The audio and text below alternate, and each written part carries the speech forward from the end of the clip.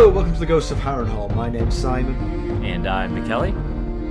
Thank you for joining us for episode 178 of our chapter-by-chapter book review of A Song of Ice and Fire by George Martin.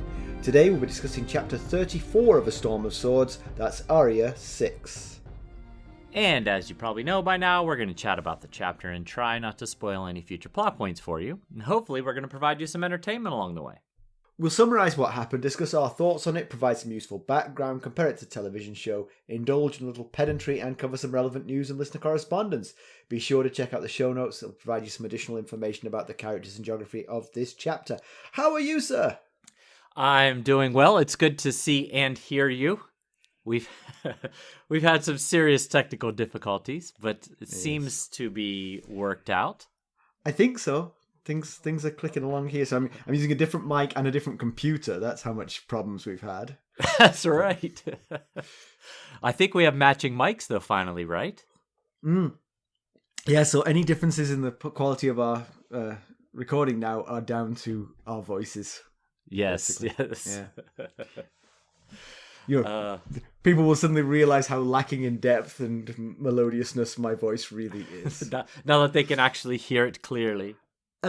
I met a guy at work the other day. I don't know if I told you this. I met a guy at work the other day who was born in the same year as me. He was born in England. He has a son who has his 20th birthday this year. And this guy's name was Simon. Nah, at work. And he works on the floor below me in my building. Right directly below you? Not directly. Not that weird, but... Wow. That Isn't is... that strange? yeah, it's like, did he look like you? He looked really old. Okay, then clearly not. No. Clearly, you've aged much better than he has. I was like, oh, please be older, please be older. Damn it, you're the same age. Same age. Oh, that's the worst. But it was a guy who knew us both was talking to me, and he was like, this is the moment I've been waiting for. He said, Simon, this is Simon. Simon, meet Simon. Simon, meet Simon. Well, that's fun. Except for the fact that you said he looked really old. Not really old, just like, you know, I mean, when you get to, you won't know this, Mackelly, but when you get to my age, your peers are beginning to break down a little bit. Uh-huh. Yes. They're getting a little crusty. And this Thankfully, guy... I'm so much younger than you. I haven't had to deal with any of this yet.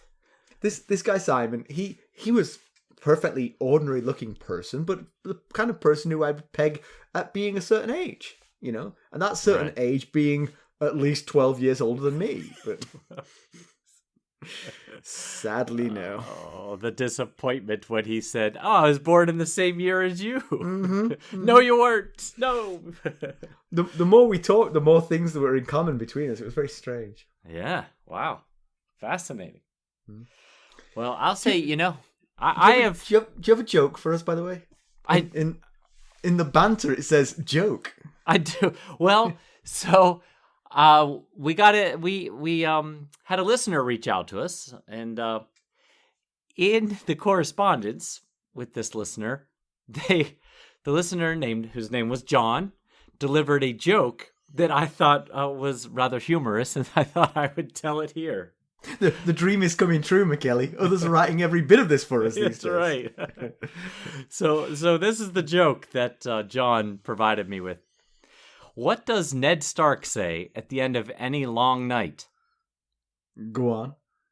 I must be heading home. Well done, John. Yes, I like it. And I had a second joke that a friend of mine's daughter used on me at the Super Bowl party that I was at. She said, I have a question for you. Is butt cheeks one word, or should I spread them apart? That's great. Simon and I work with an editor, and we all had lunch this week. Not Simon, of course, he didn't show up. But I turned to our editor friend and said, hey, I have an editing question for you. And the first words out of her mouth was, oh, for F's sake. I was like, well, it's not a work editing question. It's just a general editing question. It's a joke, basically. Right. But she got a good kick out of it when I got to the punchline. So it was the Super Bowl. I didn't watch any of the Super Bowl because I was busy with work. Meanwhile, Carson watched the Super Bowl drinking beer. I was like, something's gone wrong in my life here. You're right. The roles have been reversed all too well. You want to switch roles here? Yes. Well, I have been really embracing this whole Apple stuff. Just this week, I got a new Apple Watch. Oh my God. I remember when you were just one of the good guys, and I know you have abandoned I've us. been corrupted. Yeah. I have. Now let me say it's not new. It's new to me. It's not new. It was a Christmas present we got Ethan several years ago. He never once wore it. So I was like, hey, if you're not gonna ever use that, why don't you bring it home and I will take it. And so he did. And it's the reason I asked for it is because I've been using my Fossil Android watch, which worked fine when I had an Android phone. It's now causing problems. Is the watch so old it is now a fossil, or is that kind of a brand of some sort? It's a brand. Okay, Gotcha. Yes, it was a. I just got it 2 Christmases ago, so it's just over a year old, and it was working fine. But then I switched to an iPhone, and it started having issues. So I switched to an Apple. This is what Apple wants. You know, they restrict everything, cause problems with all of their devices, so that you just continue to conform in the Apple vein. And I keep falling right into their trap. Mm-hmm. You do. So, speaking of Ethan, though, you know what he's doing? That kid of mine? He is quitting his job and he's going to become an artist. Yes, exactly. Wow. How did you know? That kid is skiing in Vermont. He flew to Boston yesterday and then met some friends and some friends from that area. And then they drove to another one of his friends' ski chalet in Vermont. And can I just, it just made me realize how different my childhood and his childhood. Although he's not a child, he's in his 20s. But yeah, my young life and his young life, I didn't have any friends that owned even a RV, let alone a ski chalet. Yes, so we've done too well by our kids. That's I guess so. And you know what advice I gave him? I gave him one piece of advice before he left. It was probably look where you're going. That's what it was. Yeah. I look in the direction in which you are skiing. Yeah. Of course, because Simon's son did not follow that advice, and he ended up with a broken leg on a ski slope. Were we recording the podcast when that happened, or was it pre-podcast? It's pre, I think, because he was 15, so it'd be 4 years ago. So it's pre-podcast. Yes, that was a dark time. It was indeed. I don't know if I told you. I think I might have told you this, but probably not the listeners because it's not that interesting. But my brother-in-law has moved to Boone, North Carolina, and he works in the hospital, and he works with the surgeon who worked on Lucas, who operated on Lucas. Oh, and a small world. The surgeon adamantly maintains that he remembers us. Oh, okay. But I mean, and he said I can't forget that leg. Yeah, yeah, which rather belies his I do this surgery all the time, you know. Right. Meanwhile, he's studying up. How do I've never seen one like this before. Do I take it off or do I? This is. Screw it back on. This is kind of funny, but it's also giving me palpitations. You know? All right, let's change the subject. What's going on with you? Not a lot, I don't think. You met another Simon. I met it. That's about it. That's enough for a week, right? That's a big week. All right, well, let's get down to business. How did we leave Arya Stark? The last few times, to be honest, we saw Arya. She and her Brotherhood Without Banner escorts had been roaming the Riverlands in search of Beric Dondarrion to get orders on what to do with her. Ransom her to Riverrun. Just right. Executive decision here. Yeah, I'm not sure that needs to come from the top. But no luck on that front. However, at the end of the last chapter, she did discover a prisoner would be joining her who was an answer to her prayers. Mackelly, why don't we find out who it was? I think we shall. And of course, this summary is provided to us by the one and only Jenny of Old Stones. I actually think there might be two of them because they do so much. That's true. Yeah. That's a good point. Yeah. It's appropriate that it's coming Valentine's Day week. Right. Because I know it's a busy time for Jenny. It sure is. She's survived. With all those admirers sending her. That's what's got her so busy. I love how Jenny always titles her summaries as well. Yes. This one's called The Scarecrow, the Dog, and the Angry Squirrel. Very nice. So it goes like this. Harwin removes Arya's hood while Lem unhoods Gendry. They find themselves in front of a massive fire pit in a large cave within a complex tunnel system. Greenbeard tells Arya that they have finally reached the wizard. It's Thoros of Myr, and he's barely recognizable to her. The Mad Huntsman brings Sandor Clegane. It's Sandor Clegane. It's Sandor Clegane. Forward. And Thoros tells him he is a false priest no more, but a true servant of the Lord of Light. The Hound parries words with Thoros and several men of the Brotherhood before Lord Beric Dondarrion approaches, also barely recognizable, with a multitude of healed wounds. Sandor mocks him as well and tells the gathered men to get on with killing him. The Brotherhood begins shouting a litany of names, all people killed by the Lannisters during the war. There are many noblemen and women, but also many commoners from the small towns and villages in the Riverlands. Sandor is infuriated. Honestly, when is he not? And says he wasn't personally responsible for any of those deaths. They can kill him if they want, but it won't be justice. Arya dashes forward and shouts at the Hound that he killed Micah.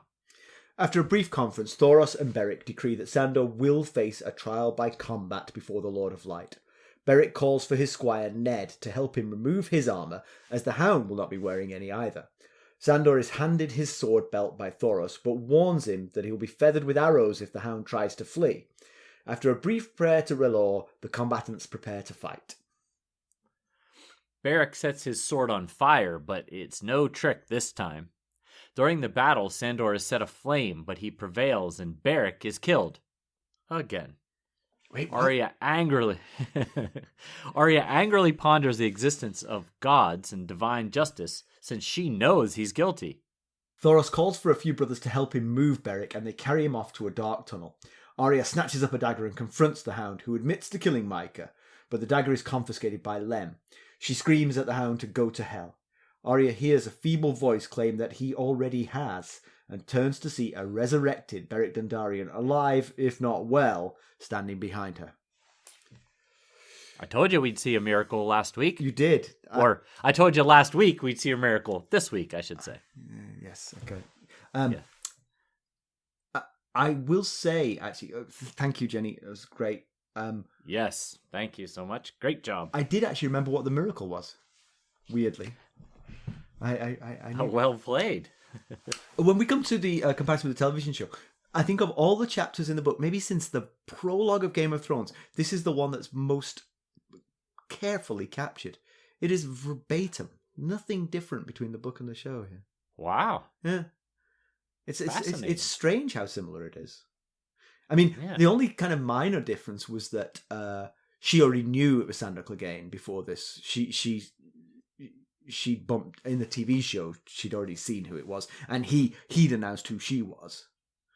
Okay, so there was no surprise. No surprise at this point. Coming. Yeah, but everything else. I mean, even down to the Hound's shield being on fire was all very, very similar. It made me wonder. I'm sorry, I'm preempting everything I'm going to say later on, but it makes me wonder if there's kind of an importance to this scene which I'm forgetting from reading it, because apart from Beric coming back to life, which obviously is pretty substantial as these things go, that this feels like just a tootling along, the narrative is just moving along chapter, but it doesn't feel particularly portentous other than Beric's coming back to life. And you could have had Beric coming back to life quicker and easier than this. True.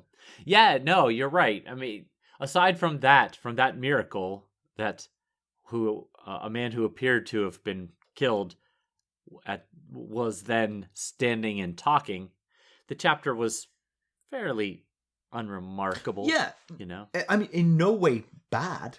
I mean, it was a very interesting chapter and well done. And the fight was good and the whole thing was enjoyable. But yeah, just weird that it was so carefully reimagined in the TV show. Yeah. Because obviously I've watched the rest of the TV show and I've read the books as far as they go. And I don't remember why this is so particularly important. It doesn't seem that important to me, but yeah. Well, probably to Beric it is. Well, but even for Beric, it's kind of like, it's work a day. Oh, that's true. Been there, done that. Yeah, exactly. Well, I thought we'd start the discussion with an idea that Vanessa, who... It's like we know our listeners by first name. I know, right? Join the Discord server and join the Buy Me a Coffee sustainers, and we will know you by your first name. Yeah. There's a new lady called Renee, is it? On there? Yes. Yeah. She but she's visiting us from the past. She hasn't caught up. Right. Yet. That was Yeah. I'm not sure. Renee could also be a man's It could be. name, Sorry. right? Yes. Sorry. Yeah. I was presuming. So I'm not sure if Renee is a man or a woman, but yes, Renee said it was very disorienting talking to us in the present when he or she is listening to us in the past. And I said, it's funny because you all, so many of you know the details of our lives better than we do in some instances, because I said, especially you have forgotten, much of the things that were happening at the time. I actually read that you said that and got slightly. Did you respond? Got slightly annoyed and then forgot. Then you forgot that you were annoyed. So what was Vanessa's idea anyway? I interrupted. So Vanessa's idea was to talk about the parallels between the religions that you run into here in this chapter. Right. So first of all, we got a trial by combat, which we've had a trial by combat before, which was Tyrion in the Eyrie. But that was so there we got two religions, both of them having the same idea of having a trial by combat to decide someone's guilt or innocence, because this is Relor is the referee for this trial by combat. Yeah, we've not heard Melisandre say whether or not that's something that Relor does, breaks ties. Yeah. Well, she had her poison drinking contest with Crescent. Yes, she did. We know how that ended. Yeah, I mean, you often, throughout the history of Westeros, at least since the Andals arrived, you associate a trial by combat with the Seven, with the faith of the Seven. But I will say, and this actually goes to a lot of, I mean, if you think about Christmas obviously you think it's a Christian holiday, but it very much is a adaptation of pagan holidays that predate it. Right. And so if you think about it, these people who are having this trial by combat were raised in the religion of the Seven. They, apart from Thoros, they're newly converted to Relor, so they're bringing their traditions and imposing them on the new religion. It's not necessarily the religion that's bringing the trial by combat. It's the people bringing the trial by combat and applying the religion to it. Sure, yeah. But then right before the trial begins, actually the Hound starts to go toward Beric, and Thoros stops him and says, "No, we're going to pray first." And he says a prayer to Relor, which is very much a prayer to Relor. There's no bones about that one. No. And the setting where they are in this cave, there's weirwood roots running through it, white weirwood roots. And, there's a kind of an earthy, root, heavy, old god type feeling here. Interesting, yes. Very. I hadn't really thought about it, but yeah, it's absolutely true. All we really need is someone to leave their newborn baby boy outside for the others, and we've covered everyone, really. Right, yeah.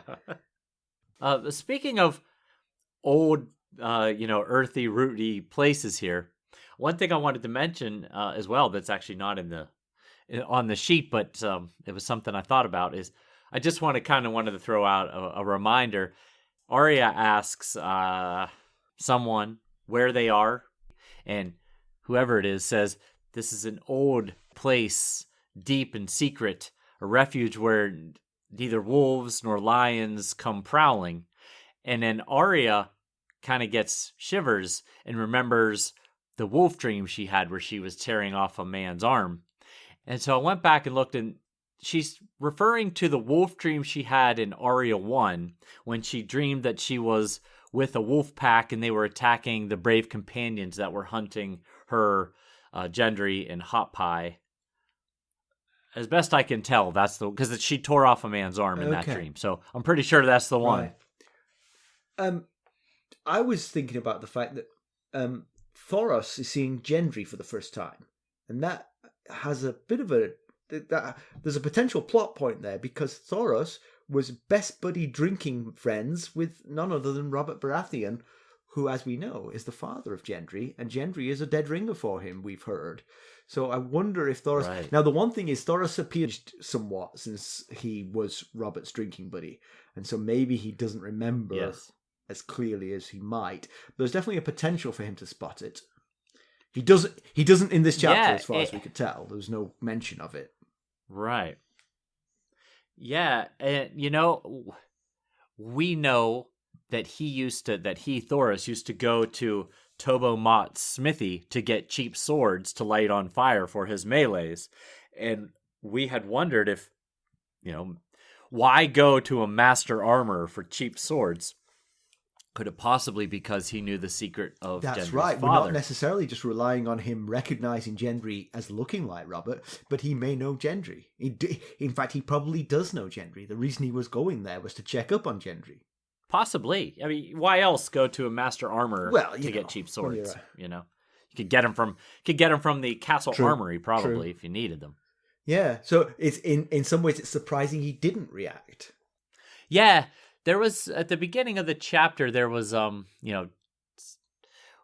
was looking at Thoros and Tom discussing, talking like off in a distance, and something Tom said made Thoros look over, and she thought he was looking at her, but maybe he was looking at the teenage boy standing next to her. Good point. Possible. I hadn't thought of that, but yeah.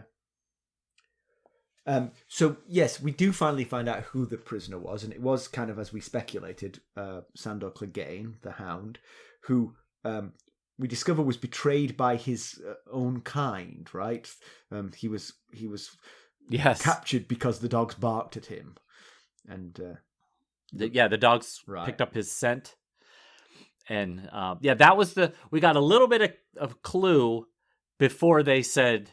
Before the name Sandor Clegane was uttered, because Thoros said betrayed by your own kind when the Mad Huntsman said the dogs picked up his scent. So, but then like the next sentence, it was Sandor Clegane. So it wasn't too much of a before we right. In case you haven't figured it out yet. So it's interesting. I think obviously Thoros' reputation is one of heavy drinking and wild partying and also fearsome and brave. I mean, he was first into the breach at the Battle of Pike. But that's right. And he won the melee at the Hands Tourney, I believe. But now he seems a changed man. He admits that he was a false priest of R'hllor, but no longer. Now he is a true priest of R'hllor. And we didn't see what happened at the end of this chapter, but if it was Thoros who had Beric's body dragged away to a tunnel, and then Beric came back out of that tunnel. So if Thoros is spiriting the same kind of magic that Melisandre has at her disposal, it does appear that would be a kind of thing that would make, he's doing a good job of it. He's definitely not a false priest if that's the kind of trick he can pull. He's the real deal. We'll be right back. Hello, friends. Are you ready to make some unforgettable memories? Well, if so, consider the Marriott Bonvoy program. Discover the perfect destination for your summer getaway and unlock exclusive deals on luxurious accommodations. With our affiliate partnership, you'll enjoy unbeatable savings and a seamless booking experience. Don't let summer slip away. Visit Marriott Bonvoy today and make this vacation season one for the books. use our Ghosts of Harrenhal affiliate page to check it all out and buy Bonvoy points or give some as a gift. The link to our page is in the show notes. Right. Yeah, the fact that he considered himself a false priest previously certainly would explain, up to this point, the vast difference between him and Melisandre. He was the party, life of the party fun guy, and now he looks and seems to behave a lot more like Melisandre does, a lot more serious and a lot more so R'hllor there are interesting parallels if you think about it, because basically what we've got one sort of not kingly figure necessarily, but one leader figure in Stannis/Beric, and then one priest who's attached themselves there too, and then sort of followers around. But it does feel like Melisandre's followers, quite a lot of them are being coerced into being followers, whereas here it definitely feels like they've seen what he can do and they've become believers, Yeah. Well, now that you say that, how many of Melisandre's followers have seen her birth a shadow demon? The one eyewitness assassin, did not become a convert. Right, he did not.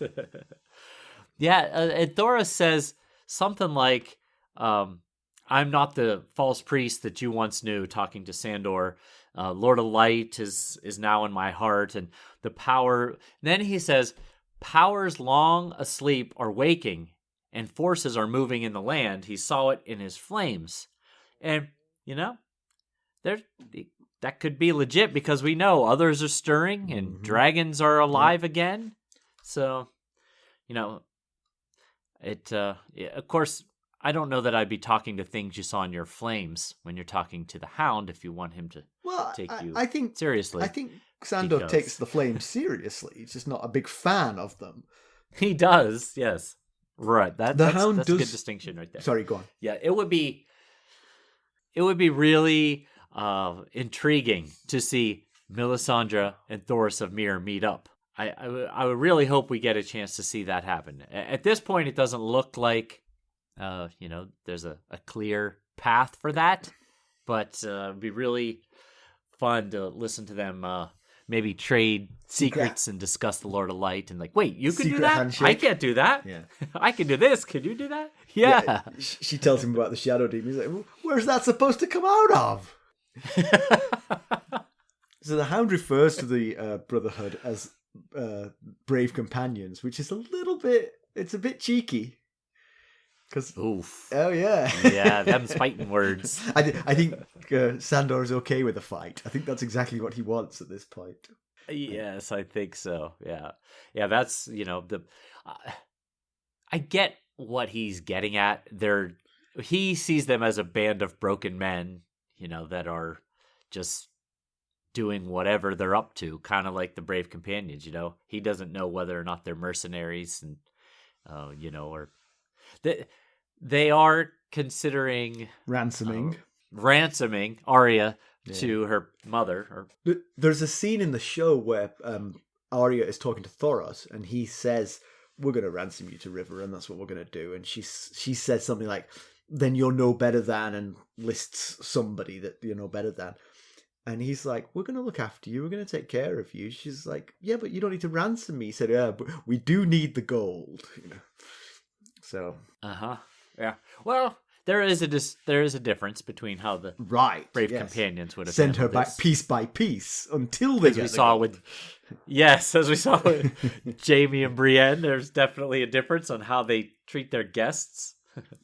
And we do finally, after all this time, meet Beric Dondarrion, and it's funny because obviously it's been a long time since I read the books for the first time. I always remember Beric Dondarrion as being sort of like a bit of wallpaper on the back of the books, not a major character. But Arya's odyssey to find him has made him loom larger and larger in my imagination, And now he's a towering figure in the book, so important to everything, Yeah, he's certainly a good bit worse for wear when she sees him. When he takes the shirt off. I remember the first time he was reported dead was at the Battle of the Mummers Ford, was it? Where he... Was that right? Am I getting that right? Where he met Sandor's brother, Gregor Clegane, and Gregor Clegane put a lance through him, and he was reported to be dead from that. Well, when he takes his shirt off for the fight with Sandor Clegane, Arya sees a big scar on the front of his chest, and when he turns round, she sees the corresponding scar on the back of his chest. So suddenly that story sounds more realistic now. Plus, the whole coming back to life thing gives it some credence as well. You know? Certainly, yes. At the end of the chapter, yeah. Yeah. But when she first sees him, she thinks of him as the Scarecrow Knight because he's so thin. But then she also describes him as having a dented skull, protruding ribs, a dark ring around his neck. He's missing an eye, and he's got the crater in his chest that goes from the front through the back. That's right. We heard he'd been hung too, right? Yes. At a different time. Yeah. You have a list of his deaths. As we go along, I do have a list of his deaths, good, yes. Good. We look forward to that. And the thing, you can see how all these... wounds pieced together. Yes, exactly. Mm-hmm. But also, wasn't he... I mean, so he sounds a bit of a mess, yeah, let's be honest. But if we remember, the first time we met him was in the throne room in King's Landing, and Jeyne Poole, who was Sansa's friend... she fell in love with him, right? She thought he was the most handsome. Right. But yes. Not sure she would like the new version. Yes, I think Arya says something along the lines of, even Jeyne couldn't be dumb enough to find him handsome or something along those lines. But so Sandor mentions, just kill me already. You know, if you're going to do it, just get it over with. You took my sword. You took my gold. You took my horse. And, you know, the sword and the gold are one thing, but we know that Sandor's horse Stranger is one of the things that he is most fond of in life. And to the point where after the battle, he lost his horse when he jumped off of the horse to help save, or not help save, but to save Sansa. And then he lost his horse in all of the rioting. He went out after the riot with Bronn to, as Tyrion wanted them to do, contain the fire in Flea Bottom. But he said he was doing it only because he needed to go find his horse. Right. So he was willing to risk going into a fire situation to find Stranger. Good recall there. I'd forgotten that, but yes, he's fond of that horse. So this was... But yeah. I guess he probably thinks he's not getting out of here. He probably thinks he's doomed, you know. Yes. I will say that not for the first time, somebody who's got a lot to answer for is given a bit of a kangaroo trial. That basically what he's being accused of, he legitimately can say, I had nothing to do with any of these things, because they list thing after thing that his brother did, or the Lannisters generally did, or it's never him. The only person who has a legitimate beef against him actually is Arya. She's the only one who can actually come up with a real thing with the murder of Micah. But his defense against that one is fairly strong, which is, I was told that he'd attacked the prince, and I was told to bring him back, you know. So by royal lips. Right, by the royal lips, exactly. So he's kind of covered. There's not an awful lot. His trial here feels almost as unfair as Tyrion's trial was in the Eyrie. Right. Yes. And this trial reminded me of when Arya and Gendry and their brave companion escorts, not brave companion, Brotherhood Without Banners escort, were sitting around that fire talking about what Beric Dondarrion would do with Jaime if they caught Jaime.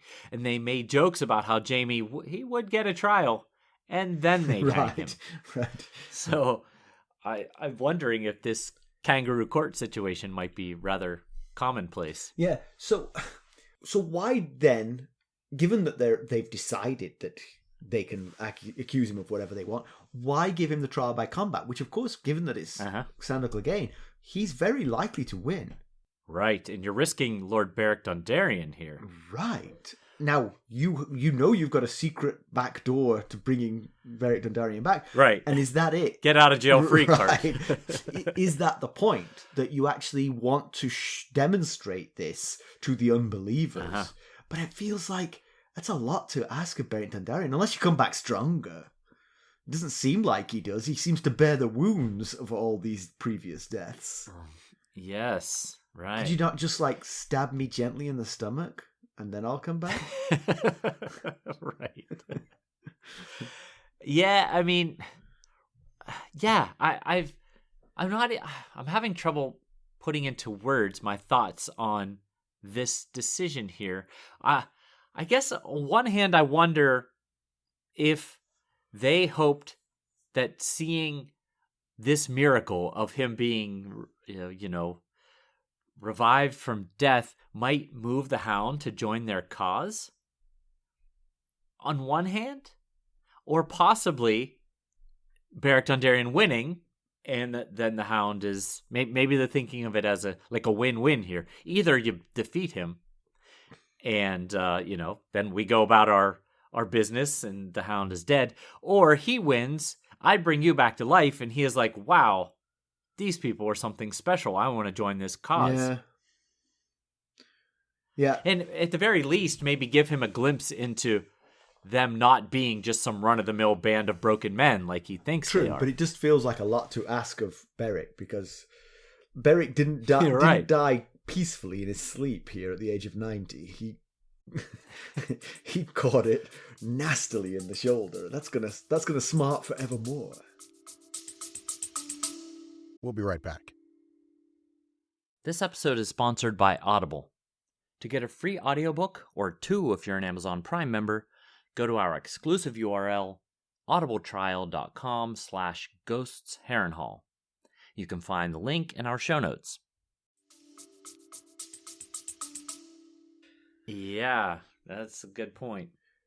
So, yeah, before they go down this road of trial by combat, or trial by battle, as they keep calling it in this chapter, they're talking about all of the, like you mentioned, all of the murders that Sandor has committed. And he was like, I didn't do any of this stuff. And somehow comes up about them being knights.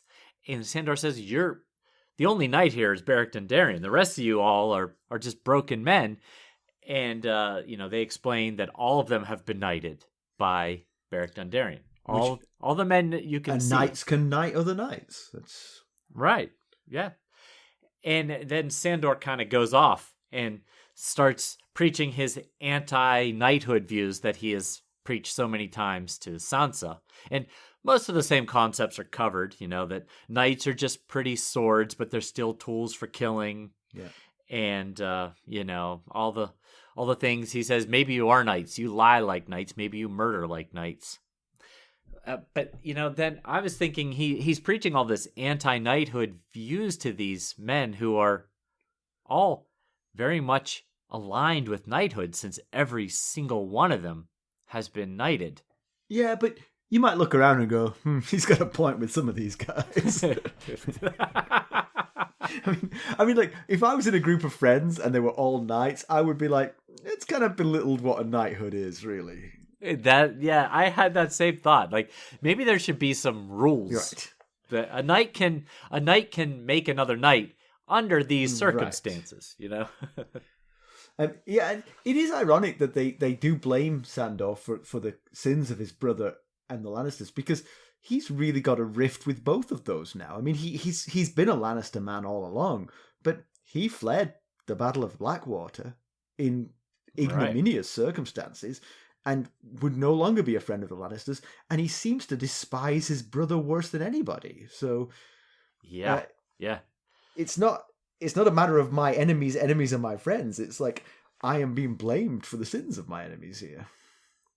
Yeah, and it's also a bit hypocritical, because a lot of we know at least a few of the named people who we've met were once had an allegiance that they no longer have. Harwin, for instance, he was a Stark man. He's no longer a Starkman. He explained to Arya why he's no longer a Starkman. He's a brother. He's part of the Brotherhood Without Banners. And, even Beric Dondarrion is no longer supporting. If he is from Blackhaven, which is in the Stormlands. So even just by general, who he owes fealty to would be the Baratheons. Right. But he's no longer supporting Stannis Baratheon. He's not supporting Joffrey Baratheon. Yeah. So, and like you said, both Beric Dondarrion and Thoros have been in enough tournaments with both of the Cleganes to know the bad blood between the two of them. So it feels very false to tie the Mountain's actions to the other brother. But as I say that, on the other hand, it's also probably been incredibly frustrating for these men that they haven't done the one job they were sent out to do. True. Which is kill the Mountain. Yes. So killing his brother is at least something. We killed a Clegane. We couldn't get the Mountain, but we got his little brother. So you come on, you've got a list then. Hit me with your list. Okay, so yes, here are some of the people the names of the people they throw out that the Lannisters or Gregor Clegane have killed. This list is so long it nears Simon's pet peeve list as far as length, which is a reference to one of our wildfire side chats. I should give the typed version to the Discord server so that people can see all of the things I didn't say. We went through it at lunch on Tuesday. Oh, you did?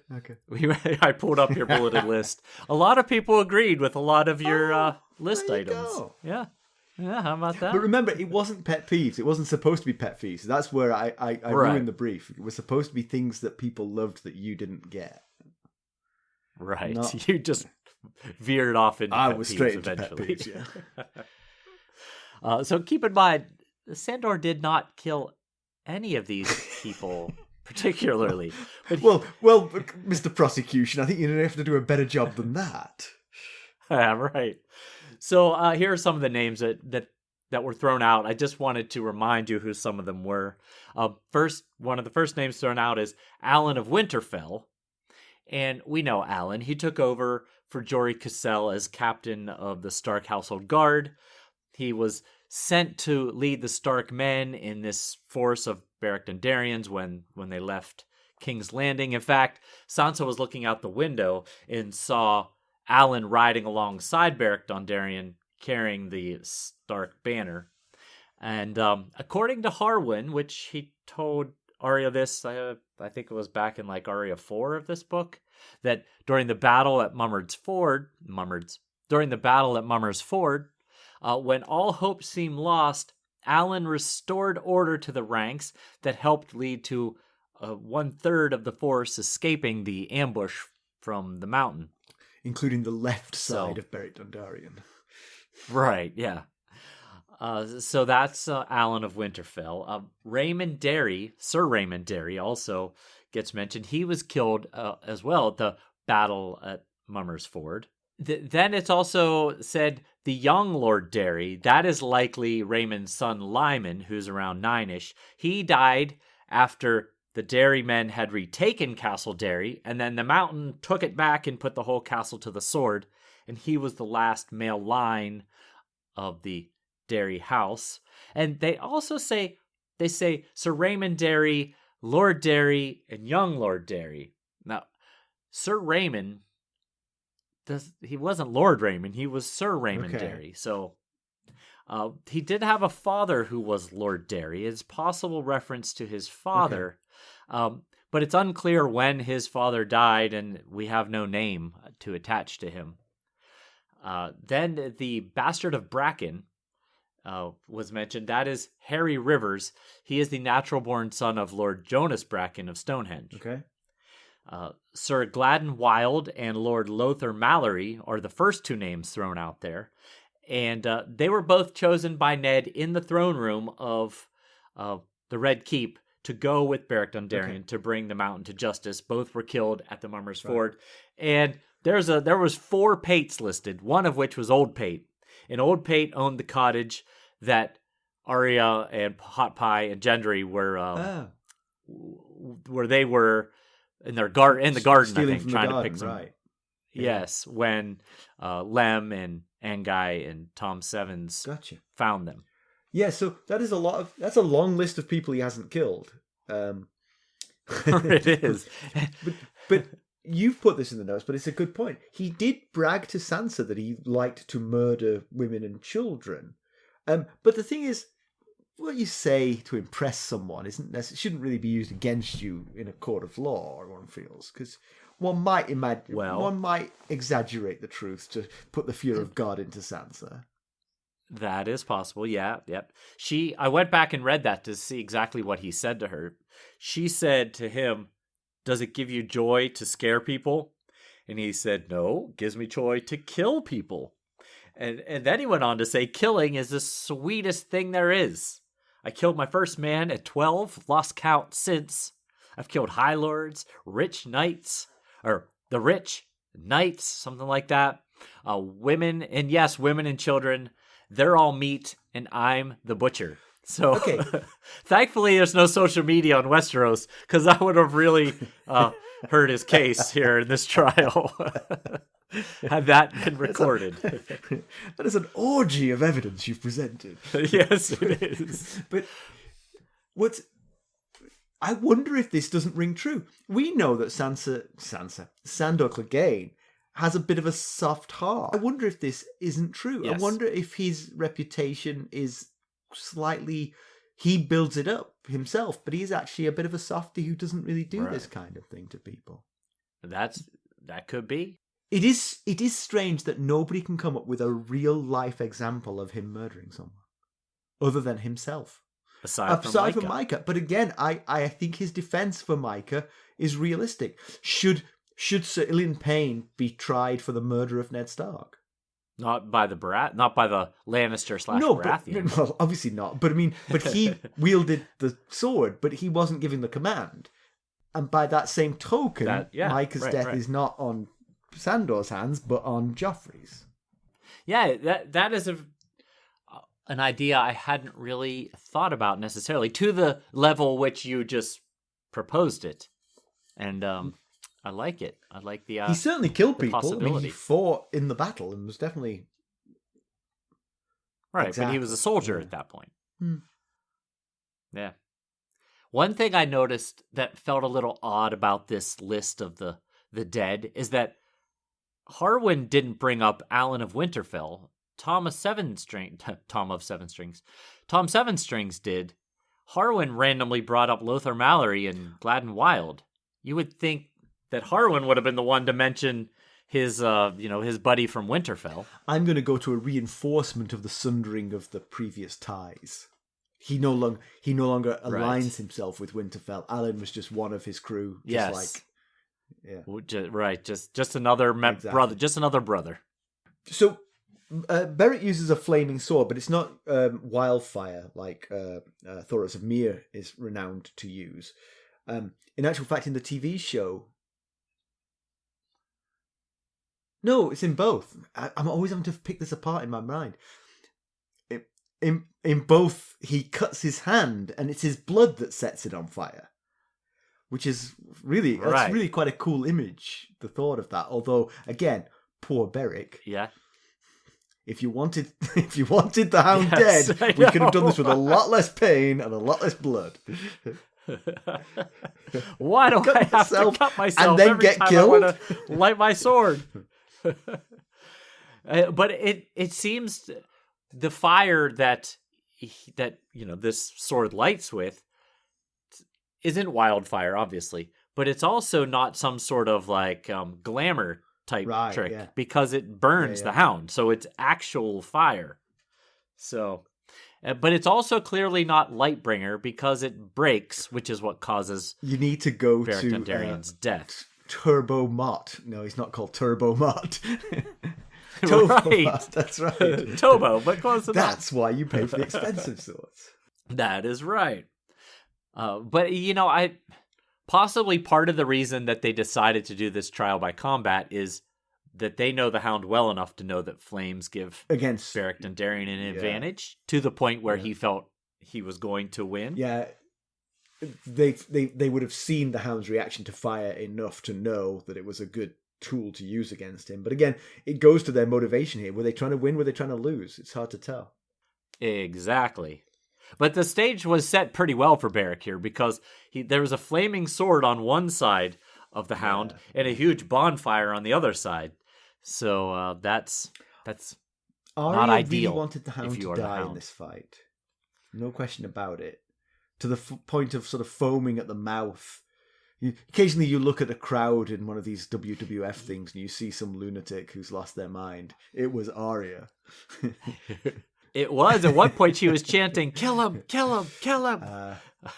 So we worry about her mental state, and this hasn't reassured us very much. No, it was a little bit disturbing, just how badly she wanted the Hound to die. I know he killed Micah, and he killed him in cold blood, and she has had him in her nightly prayers of people that she wants dead for a long time. But the other thing is, she's got a long list, and she's had very little chance to exact any revenge, and so the thought of it being that close must have been very sweet. Yes. Right. Sure. Hound is burned. I mean, it's mostly the fire is on his shield, but he can't shake the shield off, so he ends up getting his arm burnt as a result of all this. Which, again, I've occasionally touched an element of a thingamajig that really hurts, and it makes me unhappy for a long time. To be actually burned by fire would hurt tremendously, and to be burnt by fire when you've already been horribly burnt and disfigured by fire would add a psychological element to that. I have some sympathy for Sandor Clegane here. Yes, I do too. Very traumatic experience for him being in this combat, which involves fire so heavily, just generally. But then, to be badly burned again, it just... I felt like it immediately took him back to the little boy being burned by the fire by his brother. Just very quick reminder, his brother pushed his face into... Was it into the fire? I honestly can't remember how he... If it wasn't exactly fire, it was hot coals, so it did damage. Yes, something like that. So, and, Vanessa had another thought she shared, and... she mentioned this is a tough fear for the Hound to have, considering that all illumination in Westeros is done by fire. Torches and candles even. Everything is lit by fire. Yeah, that's a good point. So everywhere he goes, fire. If during the summer you could go north of the wall, again, we haven't quite figured out what happens with sunset and sunrise, but, sort of like... If the sun never sets, you wouldn't need any fires. It would be nice. Oh, right. Yeah. One thing about this Brotherhood, so we don't get exactly a count of how many there are in this cave here, but it feels like there's a decent amount. And he says, Beric says, and Thoros says that, they're all kind of subject. They're all right. They all believe in the Lord of Light. They're all R'hllor faithful, I guess is what I'm trying to say. And so, this group, this Brotherhood Without Banners, it possibly rivals Selyse Baratheon's Queensmen for the largest group of Lord of Light followers in Westeros. And again, I feel like they've come to it more naturally. You know what I mean? I think that the Florence, there was a bit of politics in their decision. I think there's some pretty strong adherents now, but I think these guys believe because they believe. They've been given reason to believe. Yeah, and they've seen more than Melisandre's people have. I've just realized I was pestering you for a list, but I pestered you for the wrong list.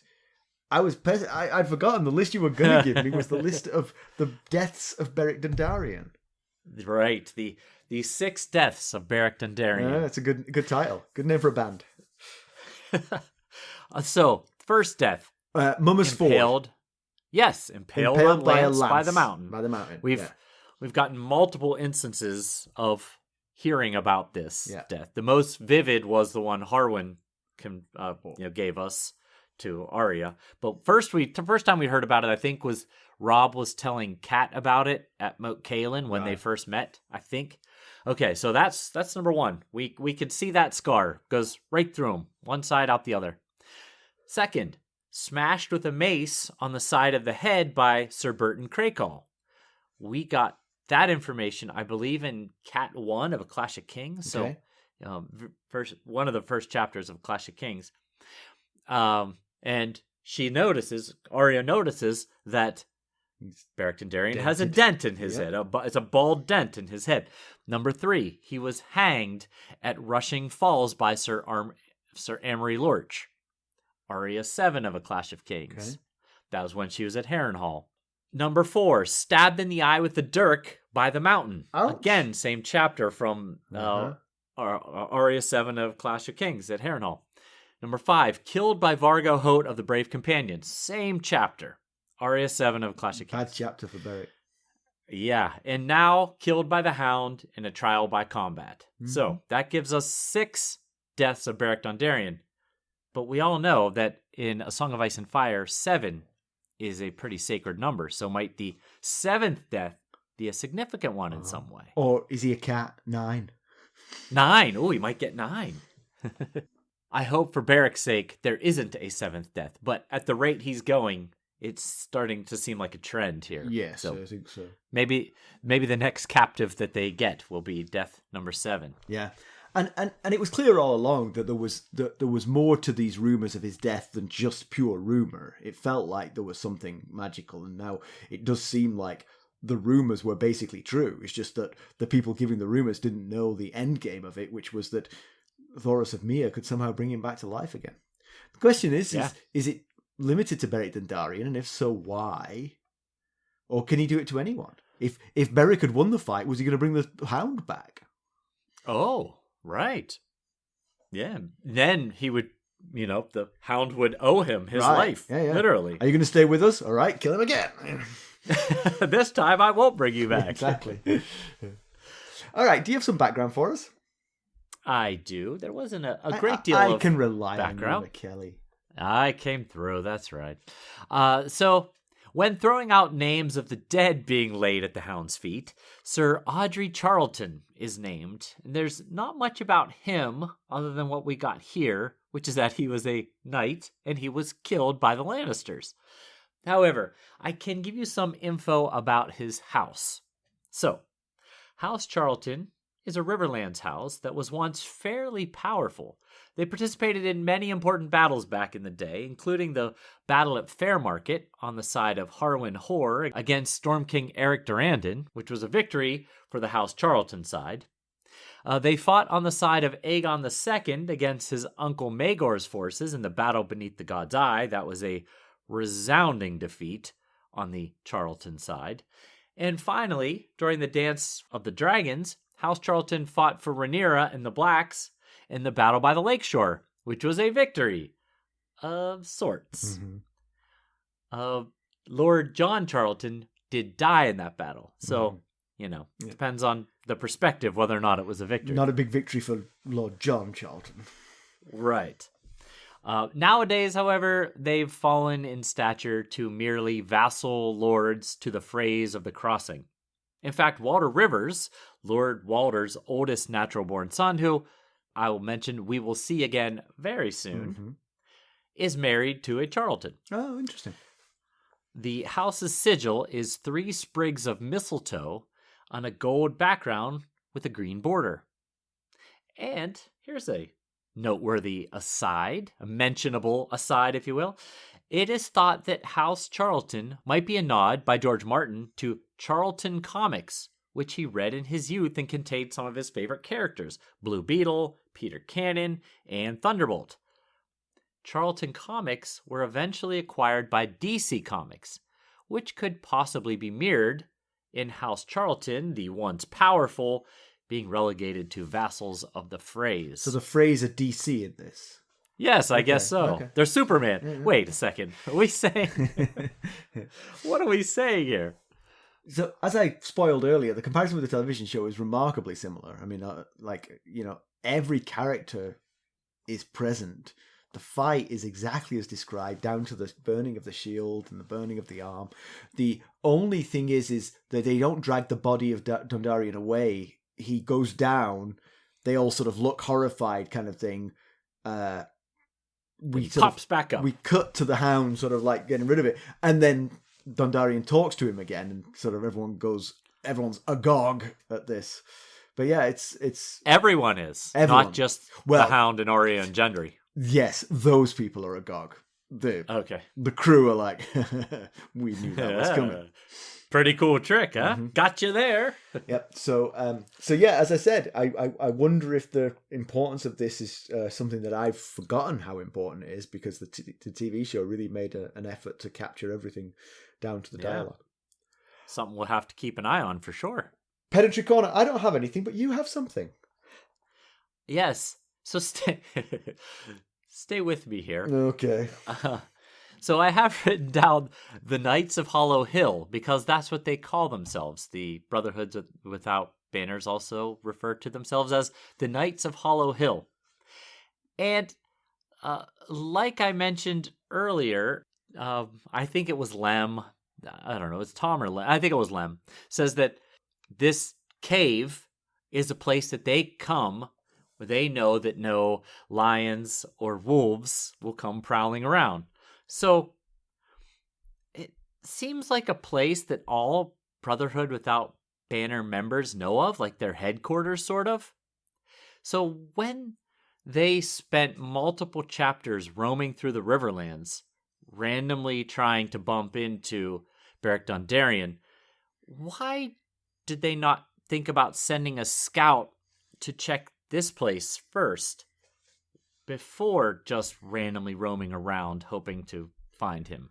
Mackelly, I've noticed that when you have pedantry, you often caveat it with, well, I'm not sure, and then you come up with the prime cuts of pedantry. That is completely right. You're absolutely right. Well, thank you. I'm glad that you followed along with what I was suggesting there. All this time. And well, it's not like that much happened to Arya on the trip. She learned some things from Harwin. We could have just had one long chapter with that, you know? Yeah. Very strange. Yeah, our one-star rating on pedantry, Apple Podcasts is about pedantry. So I try to cover my bases here before I launch into any pedantry. Do you have some news and notes? There is a little bit of news and notes. So a new movie is headed to the big screen based off of George Martin's work. No, unfortunately, we're not going to see Arya and the Hound on the big screen yet. Rather, the film In the Lost Lands is a story about a sorceress who can get you anything you want if you're dumb enough to buy it from her. It's based off of a short story that Martin wrote in 1982 about a character named Grey Alice. The movie stars Mila Jovovich as Grey Alice, as well as Dave Bautista. They've just wrapped filming, but there's a ton of special effects to add in post-production, so Martin doesn't expect it to hit the theaters until 2024, which will be a big year for Martin, because that's when we're expected to get the second season of House of the Dragon as well. Okay. There was a snarky comment coming there, but I won't say it. Oh, how could you resist? I've never seen you resist a snarky comment. By the plot of this story, so she can get you anything you want if you're dumb enough to pay her for it. Why would it be dumb? Do we know what? Do you know what the payment is? Is the payment very high? I don't know. I think the term that Martin used was like foolish enough to buy from her. So I don't know exactly. Well, you got to read the small print. That's clearly it. And when's your wedding anniversary, Mackelly? It is August 31st. August 31st. And this year will be 24? Yes, it will. Yes, it will. Yeah. So me and you are 24, not to each other. But George Martin and his wife Paris celebrated their 12th wedding anniversary this week, so we're twice what they are. That is, yeah, you're right. Yeah. The math adds up. It does. And, something I noticed if you do the math, that means that they were married in 2011. Okay. February 15th of 2011. Okay. Well, you know what else happened in 2011? Do tell. A Dance with Dragons was published in 2011. The last book that we've gotten from George Martin in the A Song of Ice and Fire world. Well, so it's of this not story the TV anyway. show that's turned its head. It's Paris. Could it be? That's quite the coincidence, isn't it? He got married in the same year that the last book he ever wrote in the A Song of Ice and Fire story came out. Uh-huh. And don't forget, if you're ever considering getting Audible, if you use our show link, you get a 30-day free trial plus book. And 2, if you're a Amazon Prime member. So that's audibletrial.com/ghostsharrenhall. So check it out if you want to become an Audible member. Yep, I think the link is in our show notes, Okay, but cool. All right. If not, audibletrial.com/ghostsharrenhall.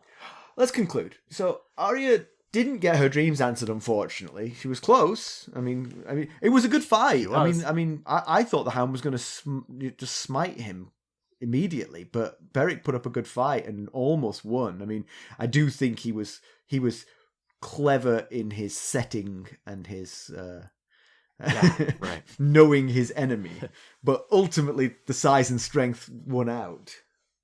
Yeah, that's what happened. I mean, the sword broke. Sandor used a two-handed downward chop. It broke through the sword and into which again, Beric. TV show. Exactly that happened. Exactly that. Wow, that's really cool. Imagine how Beric would have done if he had two eyes. Yeah, probably never saw it coming. Mother. Yeah, I can't remember which side the attack, the chop came down on, but if I were to guess, I'd say it was the blind eye side. So the Hound lives, but so does Beric Dondarrion. And it seems that Thoros maybe was involved in that, and Thoros has said that he's a real priest of R'hllor now, and so it certainly feels like it's that.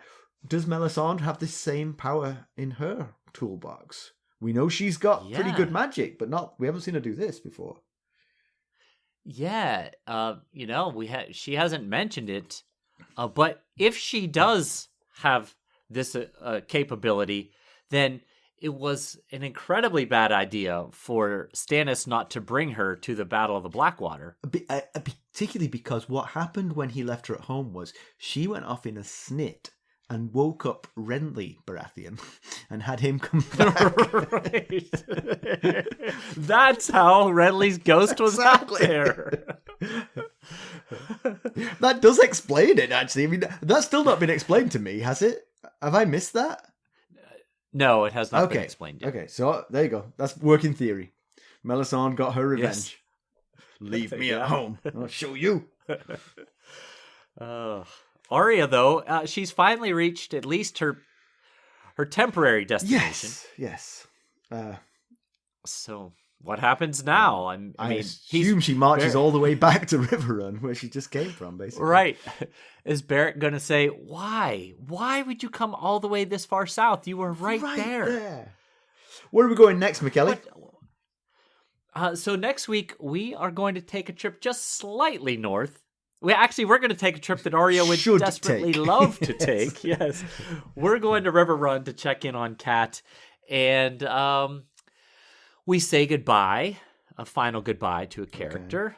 Okay. And she gets news about one of her daughters. Okay. I won't tell you which one. Do you remember the innocent days of yore when you used to eulogize every character who died? And now there's just too many. There's too many.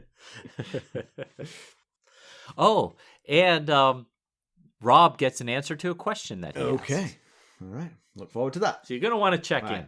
Yes. So there's 3 ways that you could help us. You could leave us a positive review. There's no better way of spreading the word. You could buy merchandise at ghostsofharrenhall.threadless.com.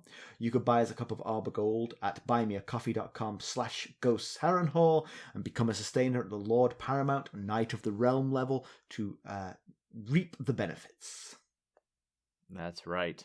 And of course, you can always reach us at ghost.harrenhall@gmail.com.